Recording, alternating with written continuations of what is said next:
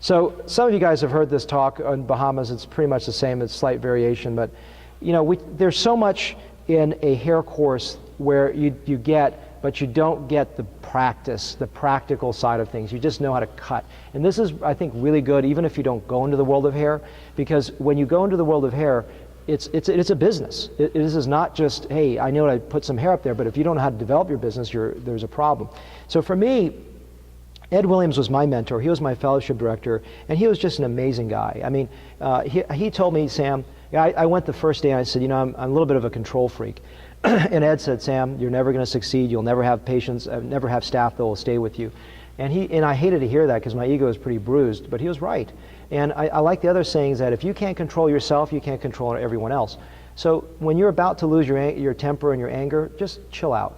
Because, you know, we all have issues that bother us and rile us. But if you lose it, no one can respect you and no one can follow you. And that's going to be a real problem, because my staff have been with me for the duration of 10 years. And that to me is so important. I'm not trying to be arrogant with this, is that Ed taught me a lot of humility. When the S hit the fan in the OR, I've never, ever during that year see him get angry at a staff member. He blamed himself. And it was almost ludicrous because it was the staff member's fault. I could see it. It's like, you know, an idiot could see that. But he would never do that. He took ownership, because the captain of the ship has got to take ownership of issues. And when he takes ownership, it's so much better. So that is so important. Vance was my mentor in hair, and Amina is my mentor in hair. And so they're really, really amazing people. I like the saying, people quit people, not companies. And leadership is very, very important. Leadership is not management. Leadership first is weaknesses. And strong staff members and strong team players know their weaknesses. And as a leader, you have to know their weaknesses. And you can't sit there and dwell on the weaknesses. What I look at is the strength and the weakness, so that the strength far outshines the weakness. If their weakness is here and their strength is here, they're being let go. And there's a good saying, hire slowly, fire fast. But if their strengths outlie their weaknesses, you got to say, look, everyone's got our own stuff, right? I've got my stuff. I got my weaknesses. I don't like to hear details. When a staff member comes to me, if they start going to the blow by blow and they detail everything, they're going to realize I tune out. I can't hear that. It's not my strength. I don't like numbers. I'm bad at it, you know. And so there are things about me that suck. And if you don't know your suck points, then you're going to have a hard time leading. You're going to have a hard time people believing in you, and you're going to have a hard life because you're going to do things that you suck at. And we all suck at something. And if you got to know where your staff suck and work around it, and you got to know where you suck and work around it. And then you got to be hiring people that fulfill your deficiencies. Like in any partnership, relationship, company, hire people that fulfill your weaknesses. I'm a very strong, artistic, right-brain visionary, and I'm really bad at analytical, detailed, small stuff. And so Amina is my polar opposite. She is left brain out the hilt. And so that's why she compliments me so well. So that's really, really important. And I like the saying that 8s lead 7s, which means it's not that you have to be smarter. In fact, I hire smarter people around me, but it's about leadership, good leadership, where people will not follow someone that doesn't lead well. And Maxwell's book, 21 Irrefutable Laws of Leadership and Leadership Gold, are brilliant. It's nothing short of brilliant. They will change the DNA of your brain so that you lead better, even if you don't think you could lead. Being an Asian man in Texas in the 80s was not easy for leadership. I always cowered. And now I feel like I'm in a position where I feel much more comfortable with myself. And a large part of it was just maturing. And I think we all can assume that position. And I like the saying, leaders lead leaders, meaning that your staff should be leading. You should not hire people that want to follow you. You want to hire people that can lead without having to be managed. So to me, that's really important. And then getting to the fundamentals, because we have a short life on this planet. If it's just money, if we're just focused on making $4 more, I mean, how much money do you need here? You got to get to the fundamentals when you're working with your staff to get to why they're with you. My staff are with me, yes, to feed the family, to pay the bills, and to have enough money to live on and to be happy.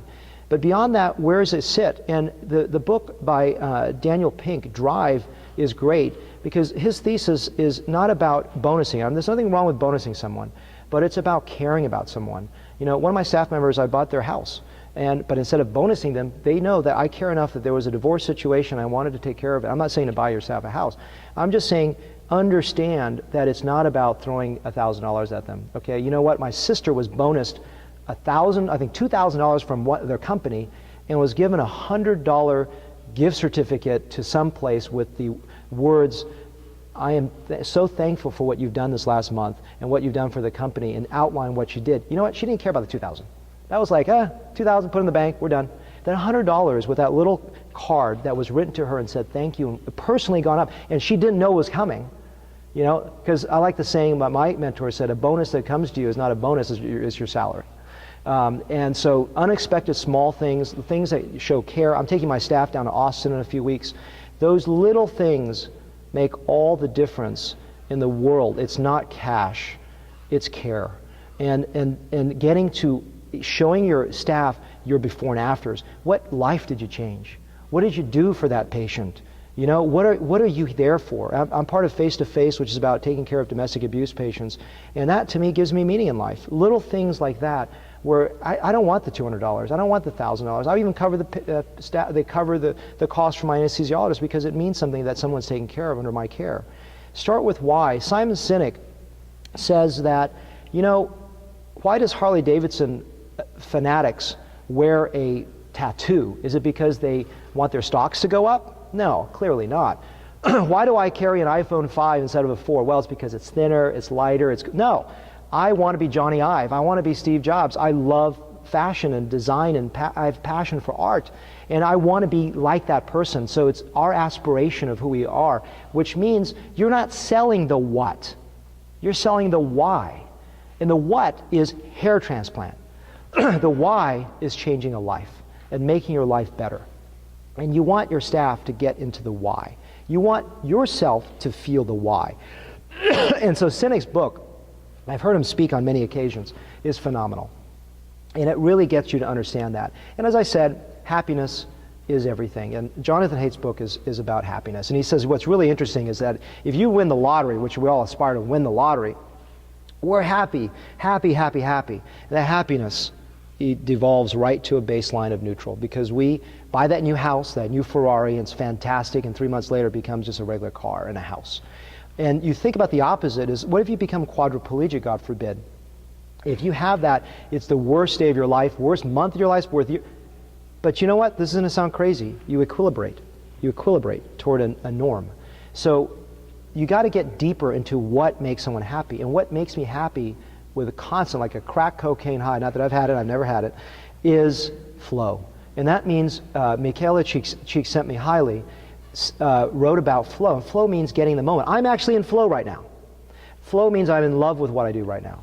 And flow means for you to get in love with what you do. And my goal this weekend is to get you into flow. Because you can't get into flow until you're getting toward mastery, but you can start to understand and tap into that larger ethos, if you will, that feeling of wow, I love what I do. And I would love for you guys in the year to 5 years from now, give me an email and say, you know what? One thing you got me the whole weekend, I didn't remember everything you told me. You taught me about flow. I'm getting in there and I understand it. Energy. Learn to say no. My God, it's easy to say, I'm going to take 2 more projects, to do 2 more this things. But find what brings you meaning and what's important to you. And so you've got some limited energy in the day. And if hair is one of those things like, oh my God, it will be initially.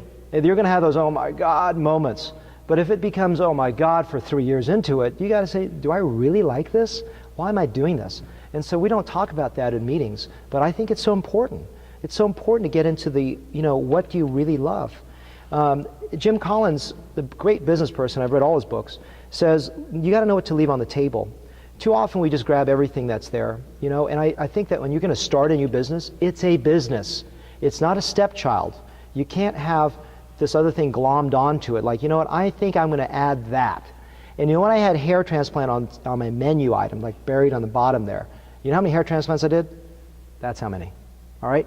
If you said, you know what, I got a great weekend, I learned some cool stuff about recipient sites and hairline design, and I'm going to add that to my menu. Breast augmentation, facelift, hair transplant. Good luck.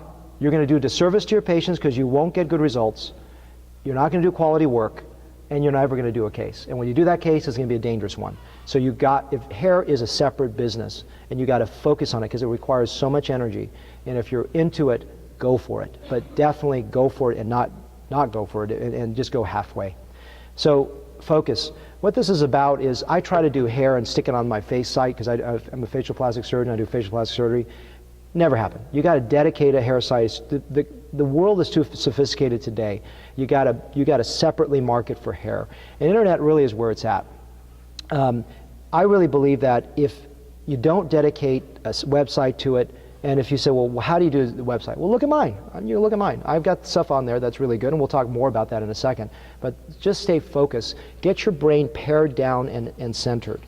So education is so important. I know I've beat this like a dead horse. Go to meetings. I go to 13 meetings a year. You got to go to meetings. You got to keep up. I was having lunch with a friend of mine in California, and I said, you haven't been to a meeting in what, 3 to 4 years? She says, yes. I said, I can tell, because you're talking way outdated. I don't even know what you're talking about. You're out of it. And I said, go to a meeting, please. I got more out of the Bahamas sitting at a round table with 4 of the other doctors talking about PRP and ACell than I got out of the whole meeting. In the meeting, I got a lot out of it. So you got to go to meetings and talk to people. Really stay at the forefront, and remember one thing: mastery is an asymptote, meaning that you'll never get to mastery. When you got to mastery and you think you're mastered, you're going downhill, because you've got to keep on pushing. Technology changes, your knowledge changes, your education changes. Training, this is what this is, same thing. I love the ABHRS, the Hair Restoration Board. I just learned so much because I'm not a dermatologist. That was fantastic. Get your staff educated, either have them go to meetings or have them be educated about reading books. Whatever it can to get your staff, educate your staff about what you're educated about, what you're excited about, what you've learned, so they can be better on the phone. And the thing I mentioned too is, really, we're almost done, about 2 minutes, you're gonna go to lunch, is know why you're different. Why you're different. The things that make me different, I mean, yes, marketing, but also the concept, is I give a level 2 conscious sedation, which means it's more comfortable, but maybe you can argue it's not. That's fine. I'm not here to tell you not to argue that. Customize, I do 1 case a day. A lot of people do 3 or 4 a day. That's fine. I'm not saying anything wrong with that. I'm an artist, I really do. I did all my own paintings, did all my own logo design. I do everything from an artistic standpoint. I offer these supportive things like the platelet-rich plasma and ACell and things like that. Focus on ethnic. You can, if you are Persian, you can focus on that market. You know, that's a long-tail strategy, which means you go to things that people don't think are important, but there's such a huge market in the world. People will fly to you for those things. Female maybe, for example.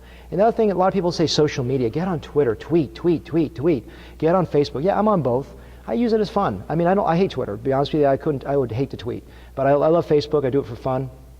And you want to remember a couple things, is that I think Facebook is a form of interruption marketing. I mentioned this in the other meeting, which means I'm seeing a post about cats and dogs, and then I got this thing about laser hair removal for 50 bucks off. I find it irritating. You know, and so if you're going to use it on your personal page, obviously don't talk political, religious things, sexual things, and keep your professional post to a minimum. Now, if you have a business page, great, but oftentimes I look at business, I have to shut that stuff off. I don't want to see this scrolling stuff about, you know, discounts and things like that. That's my mentality. So what do? Videos. Videos, and people say, you know, back in 2006 when I started YouTube, people said, you know, you can only have 30-second video. No, if I want a facelift, do I want a guy that just talked to me for 30 seconds, or the guy that talked to me until he finished what he had to say? 12 minutes, 3 minutes, 8 minutes, I don't care about the time, all right? Focus on communicating. And videos for me are the best platform to communicate to a prospective patient about my skill sets, my care, and my qualities. So that's what I focus on. Also, I wanted to leave you also with understanding how to deal with media. A lot of times people don't understand how to deal with media. My staff understands when they get a phone call that says, hey, there's something going on, they know, is this paid or is this not? If it's paid, who is in charge of making the decision? They are all my marketing directors. They all say, I am. And the buck stops here, Dr. Lam is busy, and sorry, I'm not interested, thank you, click. If it's, hey, this is Dr. Oz show, we're doing a segment, is this paid? Any legitimate person won't hem and haw and come over, they'll say, no, it's a new segment. We like to feature him because he was featuring this. Unless I'm doing a delicate part of a rhinoplasty, I'd come out, I answer the phone and say, yes, when can it happen? Let's do it. And I walk them the narration through my office and show them how to take the shots. I know exactly the setups, because they don't. I know how to talk in sound bites. How do you talk in sound bites? Get better at it. And just work on it. Small bites, because what you're going to do is you give them 30 sound bites, they're going to pick the 2 wrong ones. Only give them 3, or give them 2. And don't talk for too long, and then cut out what you don't want, which is a problem. And also, here's another pearl, come up with something unique and call the people, call them. I just hired a PR firm, but you don't have to do that. You call the guy, the health news reporter. Some people, if you don't want to send them a press release, you can do that. Call them. Say, I got something new. What do you think? Because what are they thinking about the whole day? They're thinking, what can I make a story on? I don't know. Oh, I just got this call. That sounds good. Pitch them a story. Give them an angle. Give them something that would be interesting for them. And don't give them the whole story. And never pitch them the next story. Focus on that one story. These are just little tidbits that are important. And always, if you can, find a patient to do it. Because if you just talk about a procedure, you don't have a patient story with it, think about it. How many times have you watched a news segment without a patient story? You don't. You got to have a patient. So when you get the patient, figure it out. And that's how it all works. So hopefully those things help you understand that. So I'm going to leave you with this slide. You got to find what you love. Your work is going to fill a large part of your life. And the only way to be truly satisfied is to do what you believe is great work. And the only way to do great work is to love what you do. If you haven't found it yet, keep looking. Don't settle. Steve Jobs, lunchtime. Thank you. Okay.